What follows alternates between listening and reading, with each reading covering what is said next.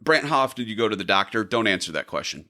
You should probably go to the doctor more often than you do. Let's say in general. In general, I'm not going to pick on you, but I'll pick. Sure. Well, yeah, we'll go with just my primary care provider. I go once a year for my annual checkup. Fantastic. Great job.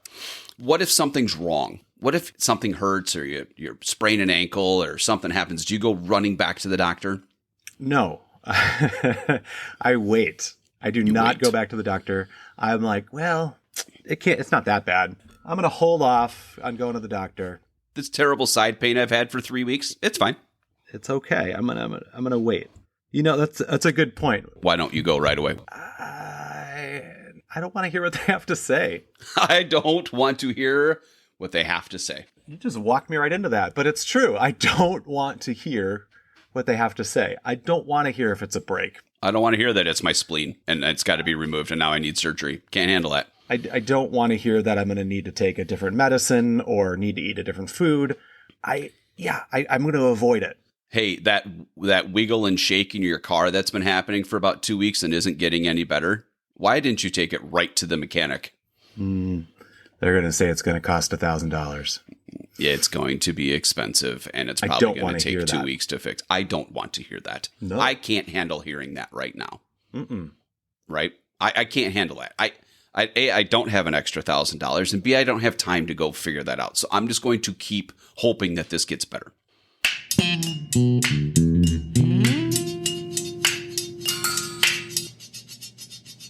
From conversations to the natural world to complete silence, so many of us focus on what's next rather than what is happening now. I'm Listening is a podcast that dissects the importance of listening. I'm Drew Richmond. And I'm Brant Christofferson. And this is I'm Listening, a podcast simply about the skill of listening. So these are ways that we can craft our daily lives to say, I don't want to listen. I'm just going to go back to something that's comfortable. I can't handle that sort of thing. It's out of my control, et cetera, et cetera. So is it because it's out of your control, or because is it based on fear? Is it based on the unknown? Where are these coming from?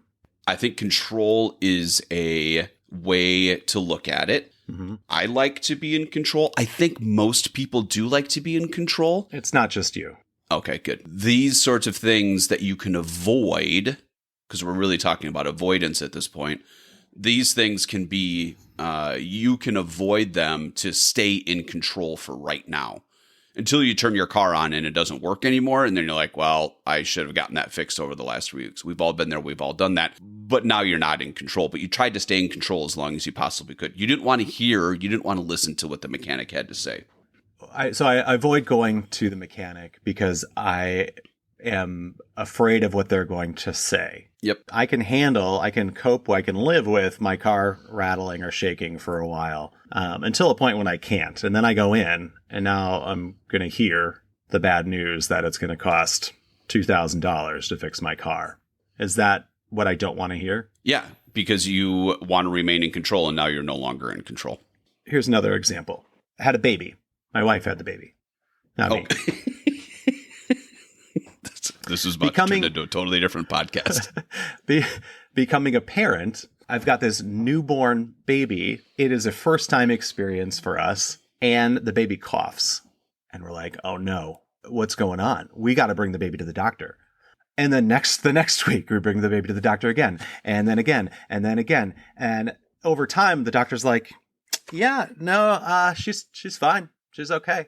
Then I start to feel stupid, right? That I'm like, man, I keep bringing my baby to the doctor. The doctor keeps saying, no, everything's fine. Maybe I need to stop listening so much. So I've conditioned myself one way with my car to just ignore it and things will go away. And then I've conditioned myself with a newborn baby to listen to every little thing and react by bringing it to the doctor. There's got to be a middle ground here. Because I can't listen to everything and respond to everything. It's just too much. Yep. I can't ignore everything and shut the world out. Is that my answer? Can't do that either. No, I can't. There's a couple things in there. Number one is, what do you want to hear? What do you not want to hear, right? So what do you not want to listen to? You don't want to listen to your doctor say, oh my gosh, admit this baby right now. But you also want to know that everything's going to be okay. So you're trying to create that balance. Mm-hmm.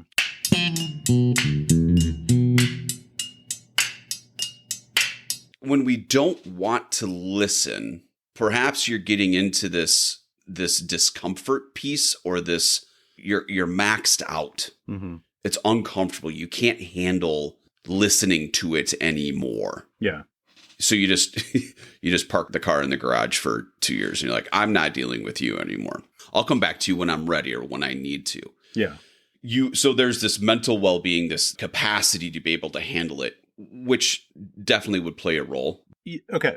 Real quick. Okay. So one is having that, like, there's a threshold to where we need to take an action, is kind of what you're saying. Yep. We can tolerate or deal with so much until we can't anymore. And then we make a choice to do something about it.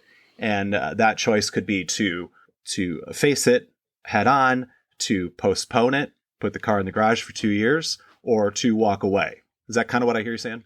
Yes. All of those things can be in the context of, I can't handle it anymore. I'm overwhelmed by this situation and I just can't listen to it anymore. Yes. You've already had 74 conversations. This is your 8th meeting of the day, et cetera, et cetera. It all falls into this, like, how you can control it, what your mental capacity is, where you stand right now, what assumptions you're making. And if you're not listening anymore, mm-hmm.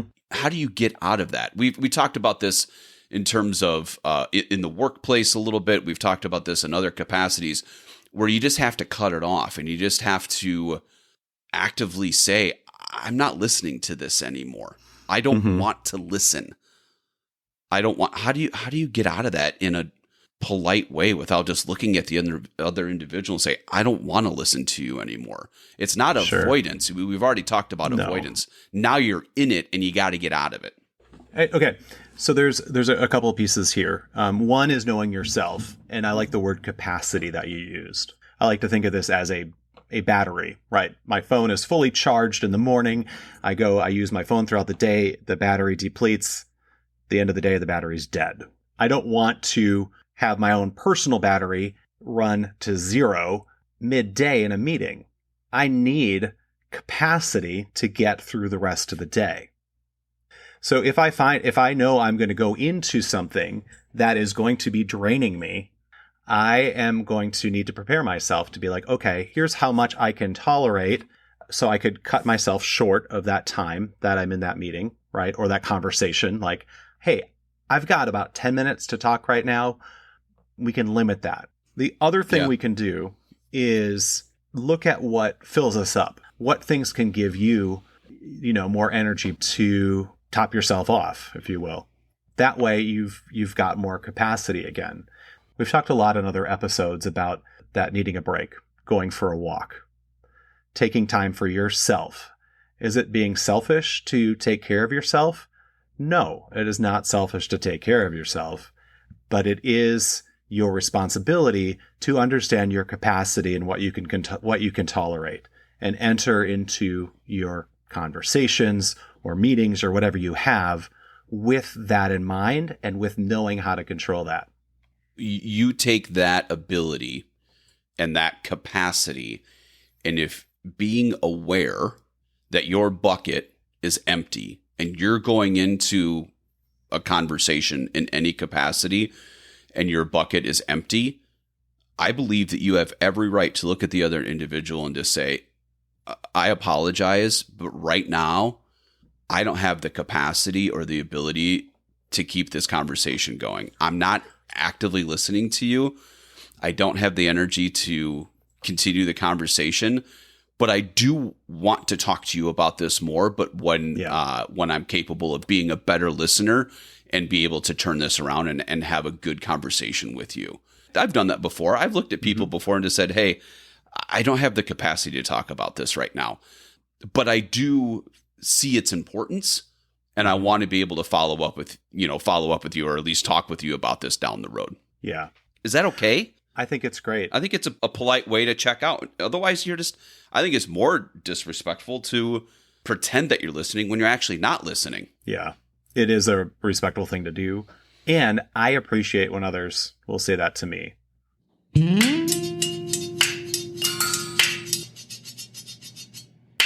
The opposite of politely checking yourself out of that conversation because you're not capable of listening right now is that you can get into the anger, you can get into the frustration, you can get into the overwhelming part of the conversation.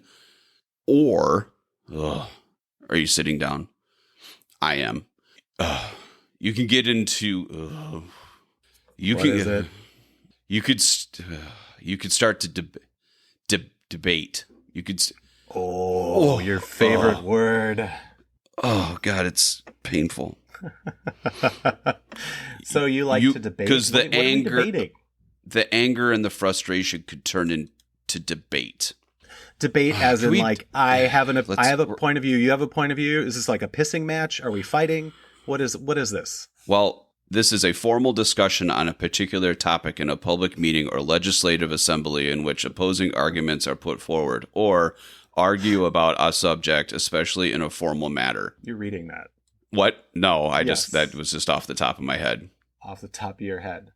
Okay, well, what does that mean to you? It means I don't want anything to do with it. When I was in high school, they was like, "Oh, do you want to be part of the debate club?" And I was like, I couldn't think of anything worse. Is there a painting the shed club? I'd rather go be a part of that club. I can't watch a debate. I can't say the word debate. I can't get into a debate. Oh. Is it because you don't want to have someone talking the opposite of you, where you have one point of view going this way and I'm taking an opposite point of view against you? Is there discomfort there for you? Like, what is that? Discomfort, yes. I'm also probably not very good at it. I think there are professions in the world and personalities in the world where you can be a really good debater, right? You could be really good and you can get excited about it and you want to prove the other person wrong. I don't care. There aren't a whole lot of subjects in the world besides maybe sports where I care that much to actually sit down and have a debate. Conversation is different. Conversation about a topic is fine. I'm talking like a debate where you say your piece, I say my piece, and we try to prove the other person wrong. I want nothing to do with it. I want nothing to do with it.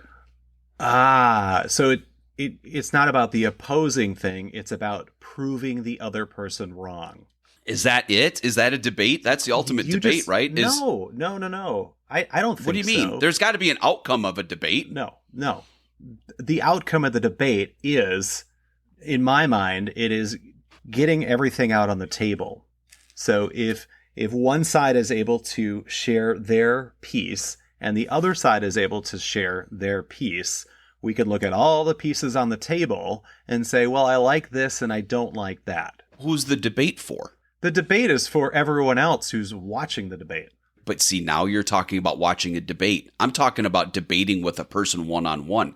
Two very different things. If we're the obvious choice right now, when it comes to debates is sports. So is there anything else? I don't even think there's anything else to talk about with debates right now. So sports, you could say, why did they put in that quarterback? Why did they do that play? Why, why is that pitcher out there for an extra inning? Why did they start that basketball? Whatever sport you want. Why did they do that? There's going to be a couple. That's a question, sides, right? Though. That's not a debate. That's a question. Well, but it starts with I believe they did it this way, and then you're coming back and saying, well, no, they shouldn't have run that play. They should have done a pass play. Okay. And now you're in a debate whether it was a run play was the right choice or a pass play was the right choice. Yes. So now you're debating back and forth. That now I'm laying out all the reasons why a run play was the right decision. You're going to lay out all the other reasons why the pass play should have been the right decision, and we're just going to go back and forth. There's no resolve. Wait. It doesn't matter. Why is there no resolve? Because I don't know. What if you said we didn't solve anything? What if you said something about the run play that I didn't think of before, and I'm like, oh man, I didn't think of that. That's a really good point, Drew. And now you've made an influence on me. You've brought up something that I didn't think of before, which is going to change how I'm looking at the game. Is it that you so going back to the whole thing of you don't want to be proved wrong, I think that is more your fear than the debate, because we're debating about debate right now and you're okay with it. But you don't want to be told you're wrong. You don't We're want to debating about debate. I like that. No, you're wrong.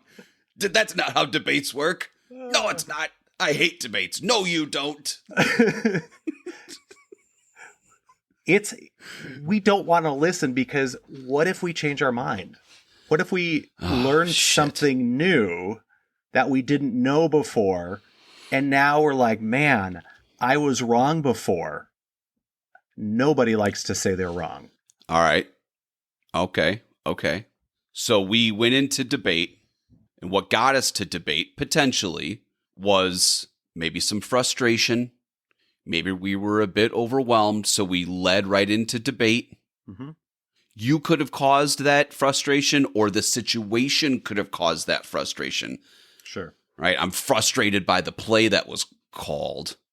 I'm not frustrated that you're sitting next to me and you thought it should have been a run play and it was a pass play. Mm-hmm. Right? So it could be the situation or it could be the conversation. But for the sake of this argument, let's say it's the situation around us that we really have no control over. Sure.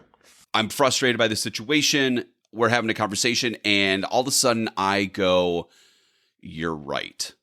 If I'm going to transition from I don't want to listen to you to I'm listening to you because I just agreed with you, you just convinced me that now I am listening to you through debate, then something changed. I have the capacity to make that decision. You didn't make it worse. We actually got better. Mm-hmm. We just came full circle. So we start having a conversation. I don't want to listen to you anymore, but you keep going. Okay. Now I'm getting frustrated. Yeah. Maybe even angry. So now we get into debate. Now I'm saying you're wrong. You're saying you're wrong. And you start laying out maybe some of the things of why you're right. I start laying out. And now all of a sudden I go, you're right. I came full circle out of I don't have capacity. I don't want to listen to you anymore to now I have capacity and now I'm listening to you. What changed? Discomfort. You got comfortable? You leaned into the discomfort instead of pulling away from it. So what are we telling the folks at home? We like to be comfortable. When things get uncomfortable, we want to be back in the comfort area. That comfort area is not where we learn things. That is not where we grow. It's comfortable, but it's not oftentimes the best place for us. Proven over and over again that growth, personal, mental, whatever it is, does not come out of comfort. Proven over and over and over again. I would then say, when you're feeling uncomfortable, that should be a sign to you, hey, there's something new here. There's something different here. And that's what I'm responding to. And that could come as I'm grumpy about it, I'm angry about it, I'm scared of it, whatever those are, that's a sign to you that there's something new. And the challenge, so if we're gonna start a podcast about listening, and our goal, our vision for this thing is to make the world a little bit better. If we can just listen a little bit better. And if we're in a situation where you don't want to listen, but you want to grow or you think you need to grow out of this, it is finding the capacity within the conversation that you can grow and learn from it. And not to shut it down and not tell them that you're wrong and walk away from it, but to sit there during the conversation when you're like, I got to get the fuck out of this thing. Get me out of here. Your challenge to make this world a little bit better place, to grow in an uncomfortable situation, is to actually dig deep and find the capacity to continue the conversation. It can be a challenge. And we talked about this. As hard as that may be. Yeah. I feel like we've recently talked about this too, of like, you can go too far. If you get to the point where you want to start throwing punches or flip the table or going back to that capacity piece, tread into that water, get uncomfortable, don't go too deep where you can't get back out again. Yep. And over time, it's going to get more comfortable getting into those debates that Drew loves so much. Oh. And I think you can have these conversations without getting into debate. But if it does get into the debate realm, Brandt's definition of two sides of the table laying everything out, perhaps to prove their point or perhaps to just keep the conversation going. If you're going to get to that point, and again, we use the word challenge yourself, right? And challenge and growth.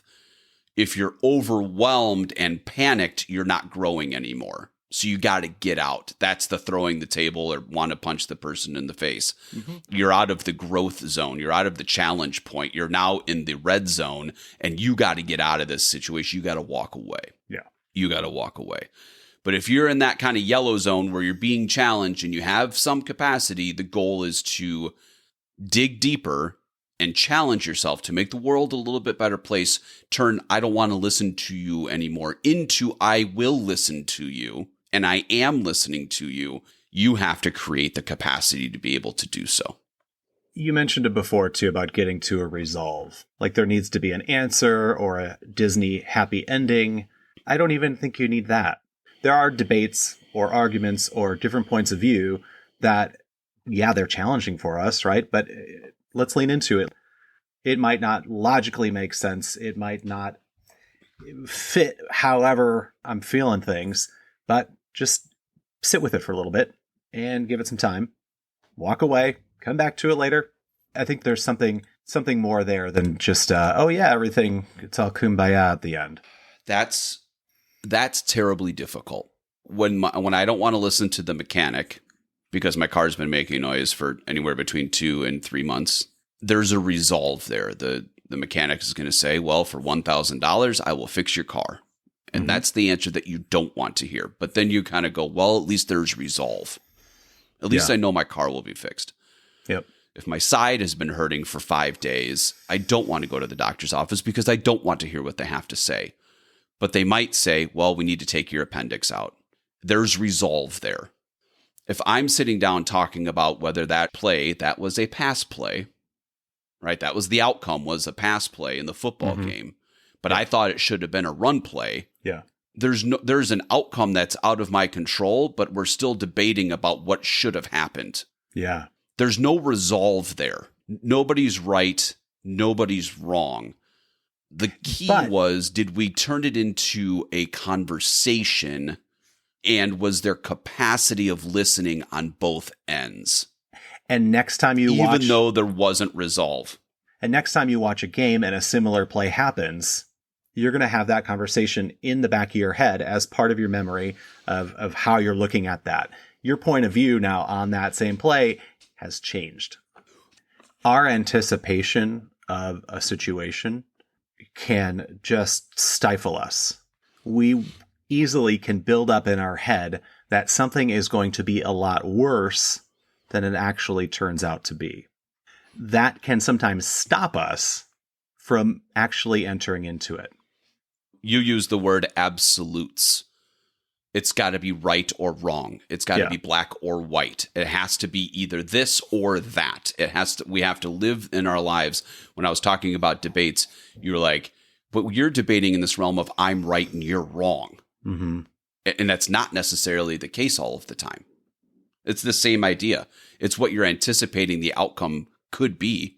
Yes. And can you anticipate the outcome being just a little gray and you're both right? Mm-hmm.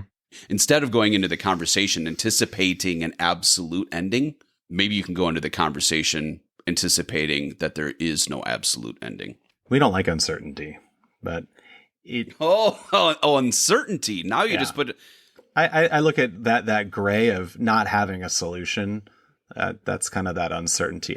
But I do agree with what you're saying in when I am at work and I'm avoiding so-and-so in the hallway, it makes it a hell of a lot easier when I finally just go and talk to them. I have that confrontation. We talk in the hall, whatever it is. It makes it easier next time I have to go walk down the hall and not try to avoid them. Is that kind of what you're saying? I don't know what's wrong with the car. It's just making some noise. There's a lot of uncertainty there. Yeah. Maybe I just need to go talk to the mechanic. Maybe I just need to go figure this out and get this figured out so that I can check this off the list and keep moving on and to create some of that. Man, we just went down. Stitching this podcast together is going to be fucking fascinating. No, it's not going to be fun. It's ripping the Band-Aid off, right? It's like we're anticipating it's really going to hurt. It's like, just do it. Get past that. We oftentimes will underestimate our ability to deal with things, and we'll overestimate how scary things are. And we just need to take them head on sometimes. But you have to do one of two things. You either have to be in a right mental space going into that, or you have to challenge yourself to get into the right mental space to be able to do that. So if you're in the right mental space to do those sorts of things, you're like, oh yeah, I was so productive today. I got all this stuff done. I did a bunch of things I didn't even want to do, yada, yada, yada. I was in the right mental place. When you're not in the right mental place, you have to challenge yourself to be able to do that. So if you're in a conversation where you don't want to listen to it, that's what we were talking about. You got to be able to either A, get yourself in the yellow zone. You don't want to be there, right? But you have enough capacity. You're okay with the uncertainty. You can anticipate maybe where this is going, but you're going to be okay with it. And you're going to challenge yourself and you're going to get into the conversation. And you're okay without living in a world of absolutes. Or you don't have the capacity and you got to get the hell out. So you pull the ejection handle. I'm done listening. I can't handle it anymore. Yeah.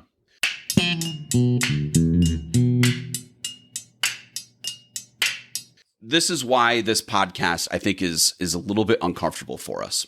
I think we tend to be a little bit more optimistic in our world. We want to provide people tools to listen, right? Listen to all the episodes that we've done. It's kind of in this positive light. It feels good. Like, this is what you should do. This is great. This one is like, I don't want to listen. So it automatically sets us off in this like weird, negative, pessimistic type setting. And then we go down these rabbit holes of this negative thing. But our ultimate goal is to make it positive. When I don't want to listen to you, all of the negative words come in my head. Conflict, disagreement, being wrong, all these absolutes and uncertainty and all. It's like, ooh, this is this latent with negativity. However, we can turn that around. And maybe I'm getting into my recap here. We can turn that around. And there's a couple of things that we want people to walk away with here. Number one is, I don't want to listen is latent with negativity. How do you turn that into neutral or positive? And it is understanding your capacity. It is understanding that if you want to be a better listener, if you want to improve the world just a little bit better by listening, in this situation, you're going to have to challenge yourself. And are you capable of challenging yourself to turn I don't want to listen into go ahead, I'm listening, and to be conscious of that in that moment? Or if you don't have the capacity to do that, you're in the red zone, you're not going to have any growth in this situation. How do you walk away from it? And if you're going to walk away from it, how do you do it in a respectful way? And we talked about that little tool to say, my apologies. I cannot listen right now. I cannot have this conversation with you right now, but I would like to pick this up later on. I'll give you a call tomorrow. I'll be back later this afternoon. I'll give you a call in a week. I can't do this right now. Or maybe not even a week. Maybe you don't know when. Or you don't know when. Right. Or you just, I'm going to take a break from this conversation right now, and we may never resume it. You don't need to say when you're going to come back to it. You just I need a break from this. You might never come back to it, and that's okay. You might say, no, we're done. That's it. And it's that understanding that you're not in the growth area right now, that you're in the red zone. This is funny. This is such a nuanced topic too, because there are all these avenues in which I could take any of the advice or recommendations we're giving and put them in the wrong situation and would steer someone the wrong way. Go on. Joining a cult. Probably not the advice you need to be hearing right now.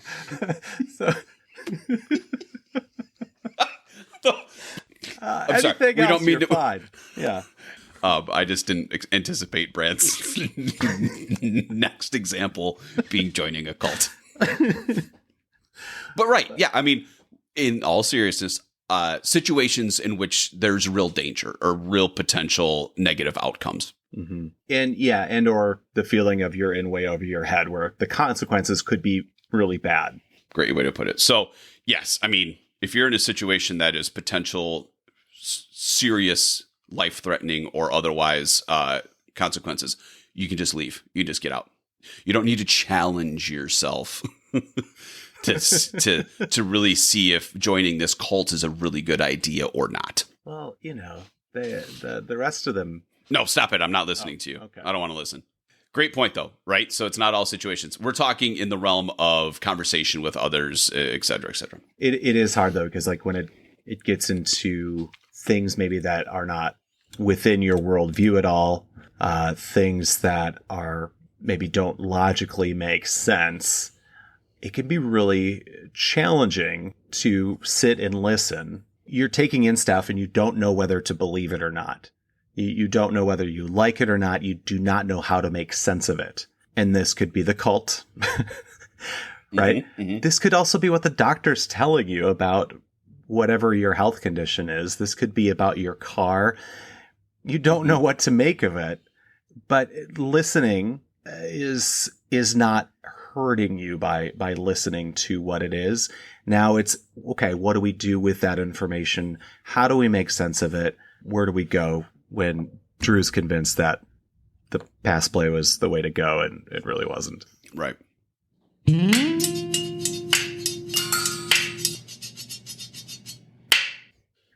I think my takeaway is to, again, recognize the discomfort and take the time and take some capacity to go into those uncomfortable situations where people are asking me to listen. I'm going to try it out. I'm not going to go overboard. I need to be open to the idea that I could learn something that maybe is different than what I already know or think I know. Yep. I dig. How about you? What's your takeaway?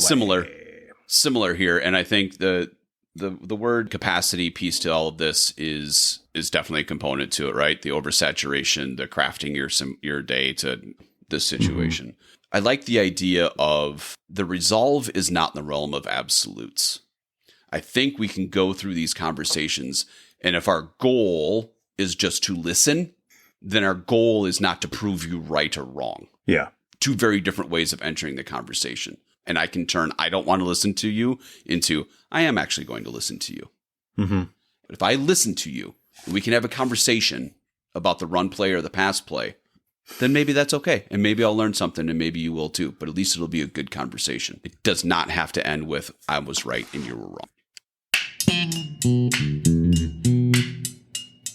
In the description of this podcast, you will find more information and a list of any of the sources that we used. This podcast is created and produced by Drew Richmond and Brant Christofferson. Editing by me, and the I'm Listening theme music by Drew. That's me. That's you. Brant, I will talk to you later, my friend. We'll see you next time. Yeehaw. Have a good one, Drew. Bye, Brant.